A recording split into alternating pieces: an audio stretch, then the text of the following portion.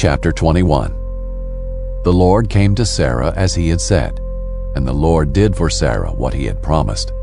Sarah became pregnant and bore a son to Abraham in his old age, at the appointed time God had told him. Abraham named his son who was born to him, the one Sarah bore to him, Isaac.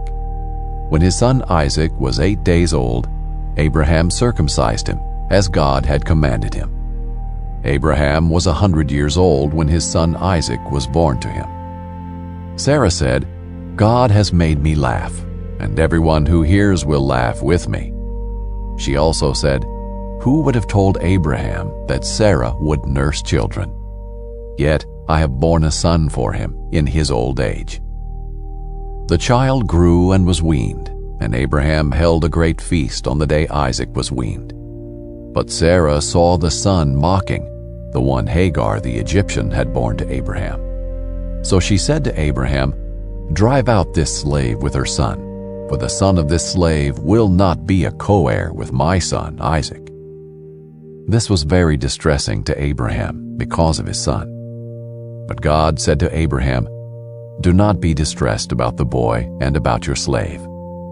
Whatever Sarah says to you, listen to her, because your offspring will be traced through Isaac, and I will also make a nation of the slave's son, because he is your offspring." Early in the morning Abraham got up, took bread and a water skin, put them on Hagar's shoulders, and sent her and the boy away. She left and wandered in the wilderness of Beersheba. When the water in the skin was gone, she left the boy under one of the bushes and went and sat at a distance, about a bow shot away, for she said, "I can't bear to watch the boy die."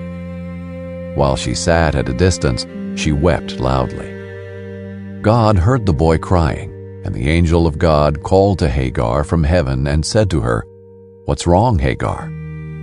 Don't be afraid, for God has heard the boy crying from the place where he is.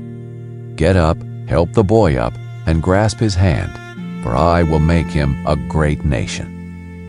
Then God opened her eyes, and she saw a well. So she went and filled the water skin and gave the boy a drink.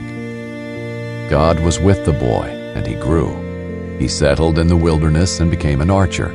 He settled in the wilderness of Paran, and his mother got a wife for him from the land of Egypt. At that time Abimelech, accompanied by Phicol, the commander of his army, said to Abraham, "God is with you in everything you do. Swear to me by God, here and now, that you will not break an agreement with me or with my children and descendants. As I have been loyal to you, so you will be loyal to me and to the country where you are a resident alien." And Abraham said, "I swear it." But Abraham complained to Abimelech because of the well that Abimelech's servants had seized. Abimelech replied, "I don't know who did this thing. You didn't report anything to me, so I hadn't heard about it until today." Abraham took flocks and herds and gave them to Abimelech, and the two of them made a covenant. Abraham separated 7 ewe lambs from the flock, and Abimelech said to Abraham, "Why have you separated these 7 ewe lambs?" He replied, "You are to accept the 7 ewe lambs from me, so that this act will serve as my witness that I dug this well." Therefore that place was called Beersheba, because it was there that the two of them swore an oath. After they had made a covenant at Beersheba, Abimelech and Phicol, the commander of his army, left and returned to the land of the Philistines. Abraham planted a tamarisk tree in Beersheba, and there he called on the name of the Lord, the everlasting God.